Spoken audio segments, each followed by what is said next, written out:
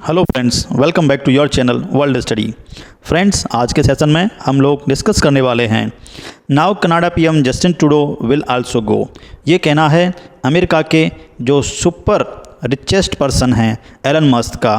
तो देखिए क्या है इस खबर में, पूरा डिटेल से डिस्कस करेंगे। बने रहिए वीडियो के लास्ट तक हमारे साथ।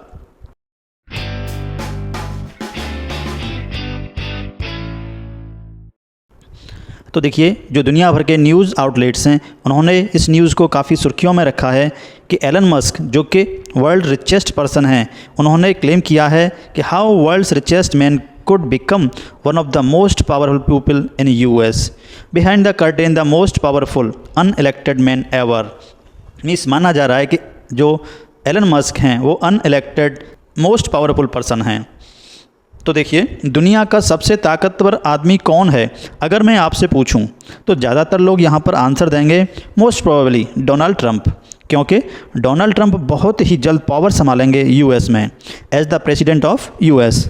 बट अगर मैं पूछूं कि दुनिया का सबसे ताकतवर अनइलेक्टेड आदमी कौन है, तो वहाँ पर आप कह सकते हैं कि बिल्कुल Elon Musk is perhaps not just the world's richest.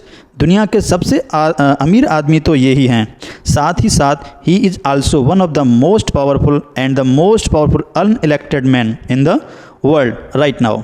क्योंकि डोनाल्ड ट्रंप की जिस तरीके से इन्होंने हेल्प करी है, हर तरीके से सोशल मीडिया के थ्रू, पैसों के थ्रू, इन्होंने लिटरली एक ह्यूज रोल प्ले किया है डोनाल्ड ट्रंप को प्रेसिडेंट बनाने में। और आप इमेजिन कर सकते हैं ट्रंप अब बहुत ज़्यादा हेल्प करेंगे एलन मस्क की इन आने वाले 4 सालों में। और एलन मस्क पे इंटरेस्टिंग आरोप काफ़ी हद तक ये भी लगाया जाता है कि ये इनकी स्ट्रेटजी है दुनिया भर में, यह अपना काम निकलवाने के लिए या फिर और ज़्यादा पावर गेन करने के लिए जो राइट विंग पॉलिटिशियंस हैं उनको सपोर्ट करते हैं। और उसके बाद जब वह राइट विंग पॉलिटिशियन पावर में आ जाते हैं फिर एलन मस्क को मिलता है बहुत सारा फ़ायदा वेरियस तरीके से।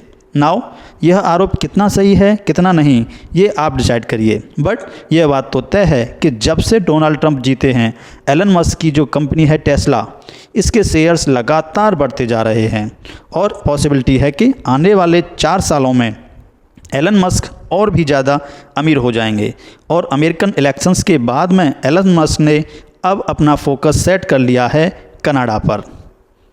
कनाडा लिटरली यूएसए का नेबरिंग कंट्री है, बहुत इंपॉर्टेंट कंट्री है यूएस के लिए। और कनाडा में देखिए अगले साल 2025 में चुनाव होने वाले हैं।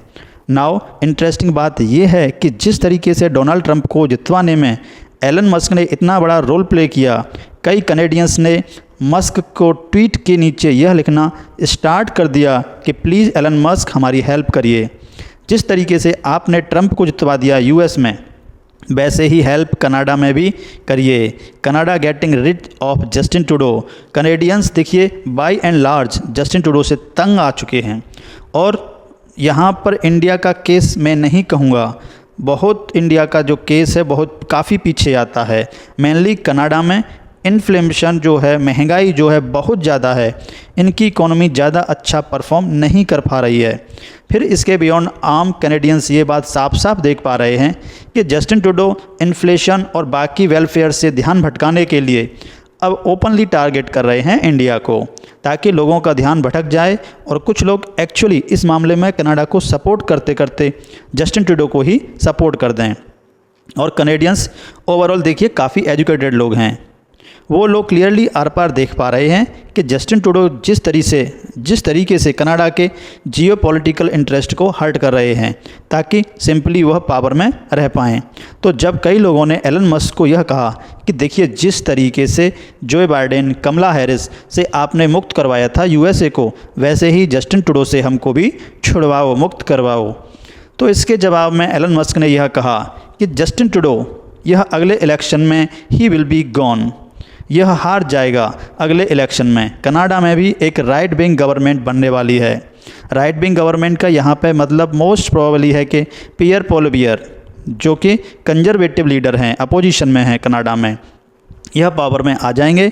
नाउ अगेन यह एलन मस्क की प्रेडिक्शन है क्या ग्राउंड लेवल पर यह कुछ ऐसे स्टेप्स भी लेंगे जिससे जस्टिन ट्रूडो की हार हो जाए? इसकी पॉसिबिलिटी भी काफ़ी हद तक बनी हुई है। देखिए, एलन मस्क बहुत लंबे समय से जस्टिन ट्रूडो के आलोचक रहे हैं। आपको याद होगा, आज से कुछ महीने पहले जिस तरीके से जस्टिन ट्रूडो की सरकार ने क्रैकडाउन किया था जो ट्रक्स प्रोटेस्ट, उस वक्त एलन मस्क ने बहुत ज़्यादा आलोचना करी थी जस्टिन ट्रूडो की, और यह फ्री स्पीच को किल कर रहे हैं। कनाडा में लोगों को ओपनली प्रोटेस्ट करने की अनुमति नहीं दी जा रही है, इस तरह से एलन मस्क ने ट्वीट करा था। और अगर आप सोच रहे हैं कि एलन मस्क की जो ओवरऑल हेटेड है टुवार्ड्स जस्टिन ट्रूडो यह यहीं पर रुक जाती है, तो नहीं। इंटरेस्टिंग बात मैं आपको बताता हूँ। 2 साल पहले 2022 के आसपास एलन मस्क ने ट्वीट करी थी, इसमें जस्टिन ट्रूडो को दिखाया गया था कि जस्टिन ट्रूडो हिटलर हैं। लिटरली यहाँ पे आप देख पाओगे, ये उस टाइम का एक आर्टिकल है, एलन मस्क ने ट्वीट करी। उसमें बताया गया था जिस तरीके से उन्होंने ट्रूडो का मजाक उड़ाया, जस्टिन ट्रूडो का ये हिटलर की तरह अपनी कंट्री को चलाते हैं, इस तरह का मजाक उड़ाया। तो इन पर बाद में काफ़ी आलोचना की गई। देखो, एलन मस्क उस वक्त इतनी बेबाकी से बात नहीं करते थे जितना कि आज के समय पर कर रहे हैं। 2022 के आसपास का टाइम है, ये तो एलन मस्क ने ट्वीट करी, यह कहा कि ट्रूडो तो देखिए बिल्कुल हिटलर की तरह काम करता है। बाद में जब कई लोगों ने आलोचना करी कि एलन मस्क हिटलर तो बहुत ख़राब आदमी था, उसने तो ज्यूस को मार दिया था, उसकी कंपेयर जस्टिन ट्रूडो से ये तो अच्छा नहीं है, तो बाद में एलन मस्क अपनी जो ट्वीट है डिलीट कर देते हैं। बट ओवरऑल यहाँ पर मैं यह करना चाहता हूँ, आज के समय अनइलेक्टेड लोगों की अगर हम बात करें तो he is the most powerful man in the world. इनके क्या विचार रहे हैं जस्टिन ट्रूडो के बारे में लंबे समय से? यह अचानक से ऐसा नहीं हुआ है कि आज या कल में यह विचार बने हों। कई सालों से यह जस्टिन ट्रूडो के बहुत बड़े आलोचक रहे हैं, और मैं सरप्राइज़ नहीं होऊंगा कि जैसे जैसे कनेडियन इलेक्शंस पास आएंगे, यह जस्टिन ट्रूडो के लिए बहुत सारी मुश्किलें बढ़ाने वाले हैं। और अगर आप मुझसे पूछें कि इन सब का इम्पैक्ट इंडिया पर क्या होगा, तो देखिए, क्या हमारे लिए यह अच्छी न्यूज़ है कि जस्टिन ट्रूडो हट जाएंगे?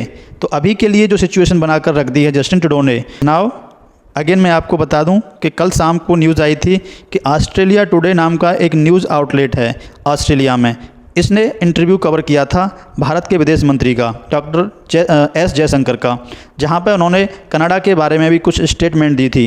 कनाडा ने ऑस्ट्रेलिया टुडे जो आउटलेट है उसको अपने यहाँ पर बैन कर दिया था। तो ऑस्ट्रेलिया टुडे ने बाद में आज ही इस पर एक स्टेटमेंट भी जारी करी है कि हम जो है अनट्रेड्स रहेंगे, झुकेंगे नहीं। हालांकि मैं एक बात देख रहा था, इंडिया में भी कई लोग ऐसे हैं जो इंडिया कनाडा के इस विवाद में ऐसा मानते हैं कि गलती इंडिया की है, कनाडा ने तो कुछ किया ही नहीं है। कुछ 1-2% लोग होते हैं, उनका यह तर्क भी था कि देखिए, ऑस्ट्रेलिया टुडे जो यह न्यूज़ आउटलेट्स है, इसको मेजॉरिटी तो इंडियंस ऑन करते हैं, यह purely white Australian news outlet थोड़ी ना हुआ। मैं कहता हूँ अंटार्कटिका का न्यूज़ आउटलेट है, तब भी उसको बैन करना सिंपली क्योंकि जयशंकर साहब का इंटरव्यू वहाँ पर पब्लिश किया गया था, ये तो फ्रीडम ऑफ स्पीच के अगेंस्ट है। स्पेशली तब यह बहुत ज़्यादा गलत है जब आप क्लेम करते हो दुनिया के सामने कि हम फ्रीडम ऑफ स्पीच के चैम्पियन हैं। या तो बन जाओ नॉर्थ कोरिया, चाइना जैसे, फिर दुनिया को कोई आपत्ति नहीं होगी, हाँ चलो ठीक है ये ऐसे ही हैं। बट जब आप एक तरफ कहते हैं कि we support freedom of speech और सबको बोलने का हक है, और फिर आप मीडिया को सरप्राइज़ करते हैं, तब तो देखिए बहुत गलत बात है। भारत सरकार ने कैटेगरिकली इसलिए कहा भी है कि जो कनाडा कर रहा है यह हिपोक्रेसी है। और अब देखना होगा कि एलन मस्क जो यहाँ पर कह रहे हैं क्या यह सच होगा या नहीं। अपनी तरफ से डेफिनेटली एलन मस्क पूरा प्रयास करने वाले हैं, और जस्टिन ट्रूडो के सामने बहुत बड़ा चैलेंज होगा कि यह एलन मस्क और साथ में कनेडियन अपोजिशन से लड़कर किस तरीके से फिर से कनाडा के पीएम बनेंगे 2025 में। तो कुछ अपडेट्स इसके बारे में आती है तो फिर दोबारा से हम वीडियो लाएंगे।